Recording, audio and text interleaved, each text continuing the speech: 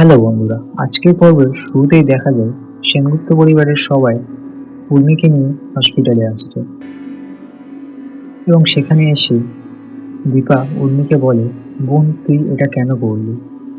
এবং দীপা তার সামনে থাকা মন্দিরে উর্মি সুস্থ হওয়ার জন্য প্রার্থনা করতে থাকে এবং সেখানে কিছুক্ষণের মধ্যে লাবণ্য এসে উপস্থিত হয়। সেও তার ভালো মায়ের সুস্থ হওয়ার জন্য প্রার্থনা করতে থাকে। তাই দেখে প্রবীর লাবণ্যর কাছে গিয়ে বলে, তুই আমার মায়ের জন্য প্রার্থনা করছিস, যে মা তোর সাথে এত বাজে ব্যবহার করতো? উত্তরে লাবণ্য বলে, হ্যাঁ ভালো দাদা, ভালো মেয়ের যে অনেক বেশি কষ্ট হচ্ছে, আর তোমার মামাকে ভালোবাসবে, তার জন্য তাকে ফিরতে হবে। এরপর দেখা যায় সূর্য তার বাবাকে বলছে, উনি আমার বোনের মতো, ওর কোনো ক্ষতি হবে না, ও সুস্থ হয়ে যাবে। আর সূর্য দীপার কাছে এসে বলে, আপনি ভগবানের কাছে ভালো করে প্রার্থনা করুন যাতে আমার বোনটাকে সুস্থ করে দেয়, ভগবান আপনার কথা শুনবে। ঠিক তখনই ডাক্তার আসে আর বলে, প্রচুর ব্লাড লস হয়েছে, অনেক ব্লাড লাগবে, আমাদের কাছে অত ব্লাড নেই, আর ব্লাড পেতে পেতে সকাল হয়ে যাবে, আর এত দেরি হলে ওনাকে বাঁচানো সম্ভব হবে না। তখন দীপা বলে, আমি ব্লাড দেবো, আমি ওর দিদি, যতটা রক্ত লাগে আমার থেকে নিয়ে নিই। তখন দীপার শ্বশুর বলে, তোমরা তো সৎ বোন।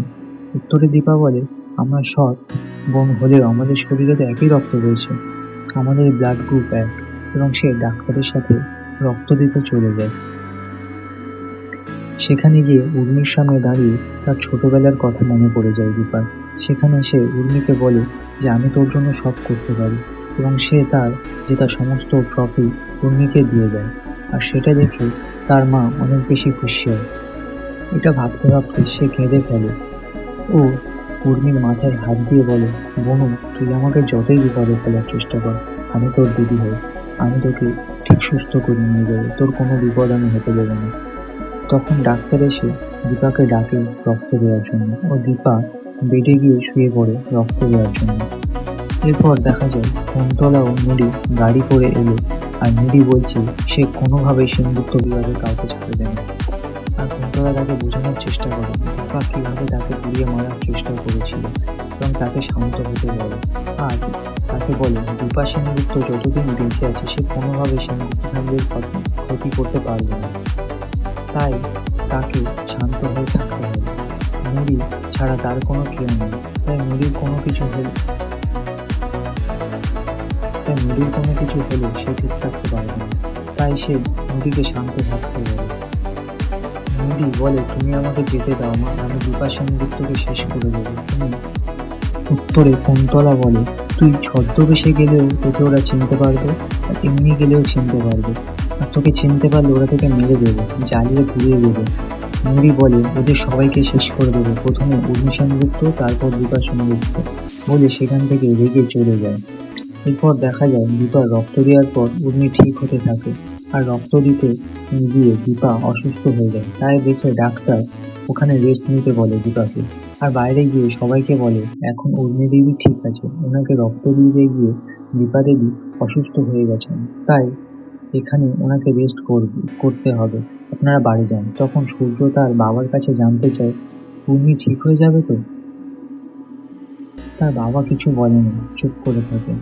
এবং সে দীপা নাম শুনে তার বাবাকে এটাও জিজ্ঞাসা করে, বাবা দীপাকে? তার বাবা কোনো উত্তর দিতে পারে না, তার বাবা চুপ করে থাকে। এবং সে সোনার কাছে গিয়ে বলে, তুই তো আমাকে বলেছিলি যে দীপা সেন সেই, যে আমাদের সংসারকে ধ্বংস করতে চায়। তখন সোনা বলে যে, বাবা আমি তোমাকে মিথ্যে বলেছিলাম, রূপাই তোমাকে সত্যি কথা বলেছিল, দীপা সেন আমাদের মা, তোমার স্ত্রী,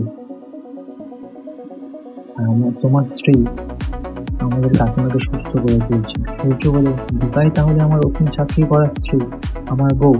তার পুরনো স্মৃতি তখন মনে পড়তে থাকে। সে বলতে থাকে, দীপা তাহলে ভালো মানুষ, খারাপ মানুষের নয়, মানুষের সবার জন্য ভালো করে সে। দীপা সে প্রশ্ন করে, দীপা আমাদের সাথে থাকে না কেন যদি আমার স্ত্রী হয়? তখন সূর্যের বাবা বলে, তোরা দুজন একসাথে থাকলে তো সবকিছু এলোমেলো হয়ে যায়। তাই শুনে রূপা বলে, দাদু ভাই, বাবা মা একসাথে হলে ঝগড়া হয় না, এলোমেলো হয় না, বরং বারবার মা এসে সবকিছু ঠিক করে দেয়। আর আমরা যে এখানে বেঁচে আছি সবাই, সেটাও মায়ের জন্য। অন্যদিকে দেখা যায় নুড়ি ছদ্মবেশ নিয়ে হসপিটালে চলে এসেছে, উর্মিকে মারতে এবং সে উর্মির কেবিনে ঢোকে উর্মিকে মারার জন্য, এটা না জেনে যে সেখানে দীপা আগে থেকে আছে। সে উর্মির সামনে গিয়ে বলে, উর্মি সেনগুপ্ত, তোমাকে তো বাঁচতে দেওয়া যাবে না, তুমি বেঁচে গেলেই আমাদের বিরুদ্ধে সাক্ষী দেবে। ভালো, তার থেকে ভালো তুমি মরে যাও, শেষ হয়ে যাও, আর আমি তোমাকে এক্ষুনি শেষ করে দেবো। আর এই বলে সে উর্মির হাত থেকে ব্লাড লাইনটা, সেলাইনটা এবং তার মুখ থেকে অক্সিজেন মাস্কটাও খুলে দেয়। পাশের বেড থেকে দীপা সবকিছু দেখতে পায় এবং সে নুরিকে চিনে ফেলে এবং সে তার পাশে থাকা একটি ছুরি নিয়ে নুরির পায়ে মুখে দেয় এবং নুরির পা থেকে রক্ত বেরোতে থাকে। তখন নুরি দীপার মুখে একটি স্প্রে করে দেয়, যেটার জন্য দীপা অজ্ঞান হয়ে যায়। সে দীপার কাছে গিয়ে বলে, তুমি এখানে থাকবে আশা করিনি আমি। সে দীপাকে অজ্ঞান করে সেখান থেকে উর্মিকে নিয়ে স্ট্রেচারে করে বেরিয়ে যায়। যাওয়ার সময় তার রক্ত লাগা পায়ের ছাপ মেঝেতে পড়ে থাকে, তাই দেখে লাবণ্য বলে, ওটা কি গো, রক্ত? সেটা দেখে সবাই বলে, রক্ত এলো কোথা থেকে? লাবণ্য নদীর যাওয়ার পথের দিকে দেখিয়ে বলে, ওই যে গেল, ওই লোকটার পায়ে থেকে রক্ত পড়ছে। রূপা রূপা বলে, যাওয়ার সময় তো রক্ত ছিল না, তাহলে আসার সময় কোথা থেকে লাগলো? নিশ্চয়ই ঘরে থেকে লেগেছে। ঘরে দেখতে যায় সবাই। ঘরে দেখতে গিয়ে দেখে উর্মি বেদুনি, দীপা মেঝেতে পড়ে আছে। তখন ডাক্তারও চলে আসে। দীপার শ্বশুর ডাক্তারের কাছে জানতে চায় যে উর্মি কোথায় আর দীপা কেন মেঝেতে পড়ে আছে। তখন ডাক্তার বলে, আমরা তো পেশেন্টকে মুভ করাইনি। তখন সোনা মেঝেতে লেগে থাকা রক্তের দাগ সবাইকে দেখে। দীপার জ্ঞান ফেরার পর দীপা উর্মিকে খুঁজতে থাকে আর বলে নুরি উর্মিকে নিয়ে গেছে। আর তখন দীপার ফোনে একটি আননোন নাম্বার থেকে ফোন আসে। ফোন ধরার পর দেখা যায় নুরি করেছে। সে দীপাকে বলে, শাশুড়ি মা, এত উত্তেজিত হবেন না, আপনার বোন আমার কাছে, আর বোনকে ফেরত পেতে গেলে আপনাকেই আমার কাছে আসতে হবে, আর তা না হলে আপনার বোনকে 20 টুকরো করে জলে ভাসিয়ে দেবো। আপনাকে কিন্তু